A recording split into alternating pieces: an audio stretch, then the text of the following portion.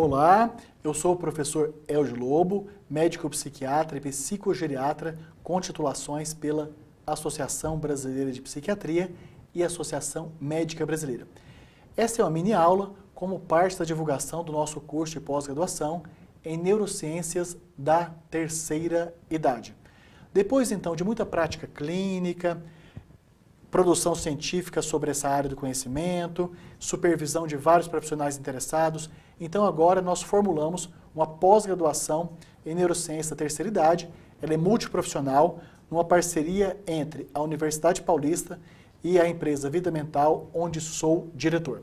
Então esta é uma mini aula em que nós vamos falar sobre o que é o transtorno neurocognitivo leve, uma temática muito estudada nesta área do conhecimento de neurociências da terceira idade.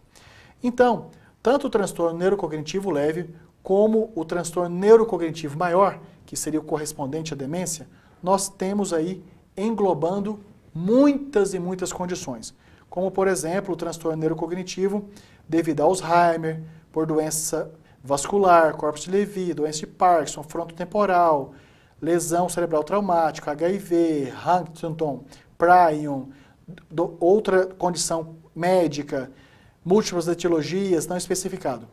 Portanto, quando estamos falando de quadros demenciais ou prejuízos de funções cognitivas, nós falamos de um guarda-chuva, nós falamos de uma generalidade, porque os prejuízos cognitivos, primeiro, dificilmente eles ocorrem exclusivamente pela memória, o que o senso comum faz entender.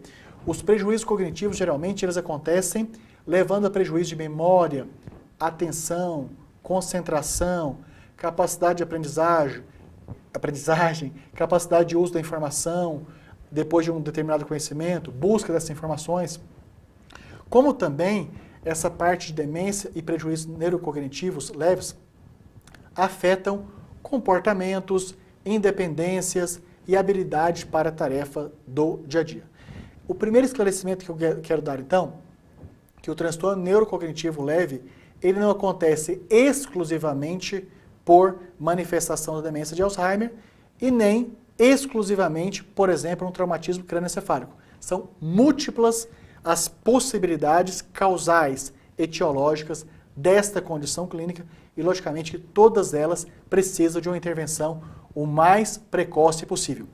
Até porque uma das preocupações da nossa pós-graduação é formar profissionais altamente capacitados para rastrearem, para buscarem pacientes que ainda não estão em tratamento, que os familiares não reconheceram como portadores de um prejuízo e que já manifestam sintomas de limitação cognitiva, comportamental, de independência.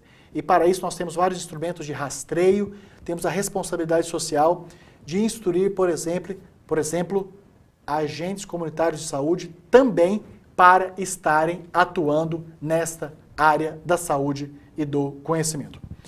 Então, falando em transtorno neurocognitivo leve, que infelizmente muitas vezes quando o paciente com essa condição é avaliado, já está em estágios mais avançados, já com mais dificuldade para tratamento, mais restrição para a reabilitação. Então, o transtorno neurocognitivo leve, de acordo com o DSM-5, o Manual Diagnóstico e Estatístico dos Transtornos Mentais da Associação Psiquiátrica Americana, nessa sua versão de 2013, 2014, reconhece um nível menos grave do que o transtorno neurocognitivo mais grave, mas que também pode ser foco de cuidado. Transtorno neurocognitivo leve, apesar então de ser uma condição clínica menos grave, precisa também ter intervenção de preferência multiprofissional, tanto com finalidades menos ambiciosas, que é apenas de lentificação do processo evolutivo dessa doença, até com metas mais ambiciosas, nem sempre possíveis, de paralisar essa evolução de adoecimento, o que é possível para algumas causas, ou de que essa causa desapareça. Como, por exemplo, se for de causa metabólica, podemos tratar, por exemplo, diabetes, de modo que traga menos prejuízos cognitivos. Então, o DSM-4, no anterior Manual Diagnóstico e Estatístico dos Transtornos Mentais, o transtorno neurocognitivo leve era transtorno cognitivo sem outra especificação. Então, de acordo com o DSM-5, que critérios, que itens, que condições clínicas está no escopo da nossa avaliação para a investigação e confirmação do transtorno neurocognitivo leve? Uma delas, então, são evidências, porque o examinador já conhece esse paciente de anos e quando compara a performance cognitiva dele em relação ao anterior, ele teve um declínio, ou porque os familiares relatam, ou porque outros profissionais de saúde encaminham. Então, um critério do DSM-5 para pensar, para aprofundar a investigação de confirmação se o paciente apresenta transtorno neurocognitivo leve, é evidência de declínio cognitivo pequeno a partir do nível anterior de desempenho em mais de um domínio. Sempre em demência, nós precisamos muito mais do que a preocupação com a função memória, investigarmos ativamente outros domínios humanos, como da função executiva, da capacidade de realização de tarefas com começo, meio e fim, de forma assertiva, segura, produtiva, dentro de um tempo esperado e com o resultado final planejado. E função executiva, aprendizagem e memória, especialmente a capacidade de aprender e reter novas informações e também a capacidade de usar as informações como sendo uma ferramenta e um meio para resolução de problemas. E também avaliações relativas à linguagem, de articulação das palavras, construção de frases, elaboração de orações, desenvolvimento de raciocínio verbal, reconhecimento dos objetos e pessoas pelos seus respectivos nomes corretos. Então, há uma preocupação do indivíduo, de um informante com conhecimento ou do clínico, de que teve uma perda, teve uma regressão, teve uma redução, teve uma piora, houve uma diminuição das suas habilidades, capacidades anteriores. E um prejuízo pequeno no desempenho cognitivo, ou de leitura, ou de comunicação, ou de realização das suas tarefas do dia a dia, ou das suas funções cognitivas puras, de preferência documentado em teste neuropsicológico. Testes neuropsicológicos são muito ricos, são fundamentais para a confirmação dos prejuízos neurocognitivos e em quais partes eles acontecem e para quais funções estão mais ou menos prejudicados ou até preservados. Então, exames neurocognitivos nós temos duas restrições. Uma é que, infelizmente, para uma população continental como a do Brasil, nós ainda não temos profissionais suficientemente formados. E outra, o custo é alto e nem sempre o sistema público, onde tem um maior número de pacientes, tem disponível. Mas o exame neuropsicológico, ele contribui muito para os esclarecimentos das funções que estão possivelmente prejudicadas e qual é esse prejuízo em termos tanto qualitativos da qualidade da disfunção, como também quantitativos. É possível ter um processo de psicometria, de avaliação numérica de algumas funções mentais, como por exemplo da inteligência. Outros critérios para o transtorno neurocognitivo menor, que é mais discreto, mais sutil, menos causador de sofrimento e que algumas vezes, inclusive, passa desapercebido, inclusive para profissionais altamente capacitados, são déficits cognitivos, não interferem na capacidade de ser independente nas atividades cotidianas. Estão preservadas as atividades instrumentais complexas da vida, como pagar contas ou controlar medicamentos, mas pode haver necessidade de mais esforço, estratégias compensatórias ou acomodação. No transtorno neurocognitivo leve, o nível de prejuízo, muitas vezes, ele é relatado pelo paciente como estando mais difícil realizar as tarefas do dia a dia. Está mais trabalhoso realizar as suas tarefas do dia a dia. Está mais penoso, está mais atrapalhado. Então, é comum, nesta fase menos grave do adoecimento das funções cognitivas, o próprio paciente ter um nível de crítica, de reconhecimento, que algo está estranho. Ou seja, ele continua realizando as suas tarefas, mas ele que antes não precisava de ligar para o filho para confirmar uma data, agora está precisando.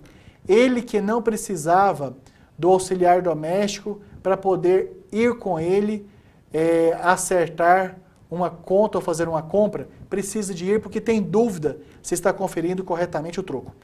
Então, o transtorno neurocognitivo leve ainda preserva na pessoa que está com essa condição muito desagradável a condição de reconhecimento, preocupação sobre isso.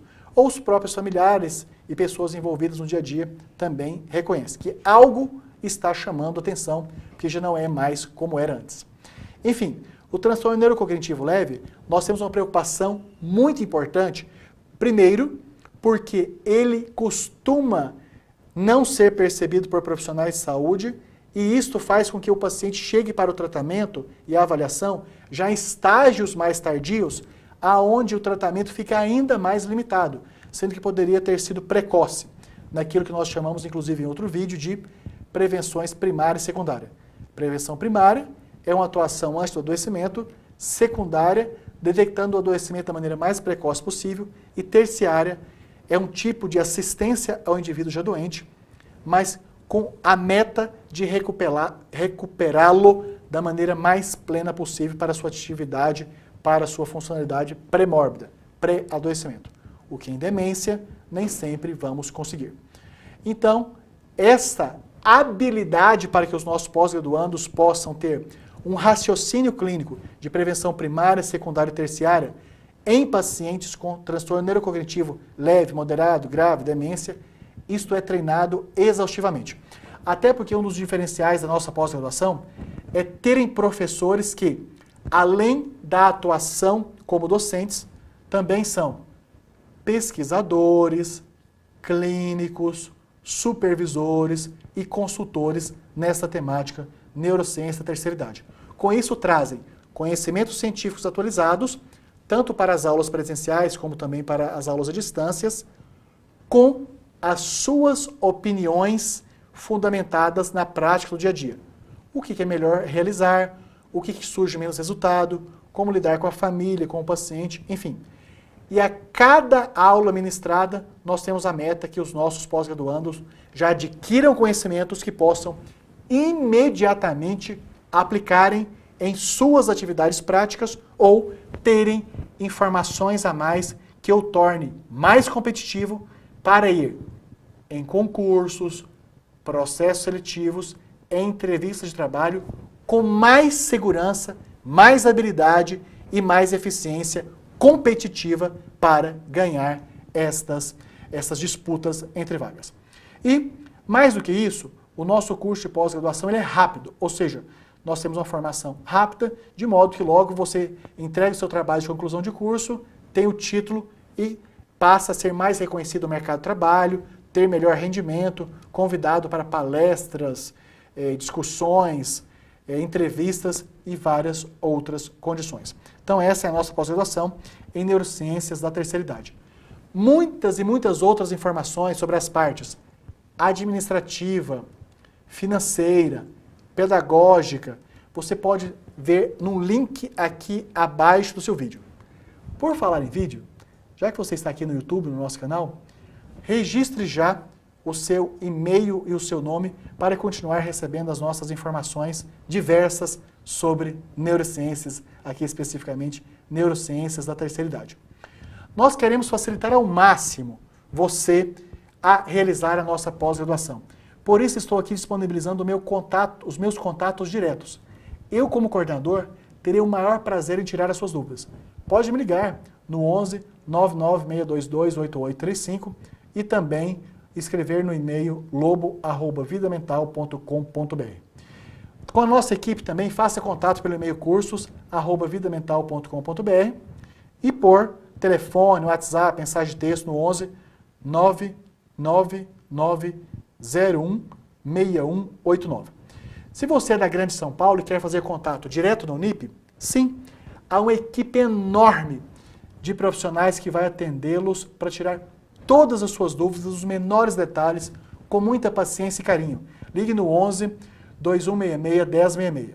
Você de todo o Brasil pode fazer contato com o Unip e ter todas as suas dúvidas esclarecidas por essa equipe maravilhosa, sem custo, no telefone 0800 010 9000.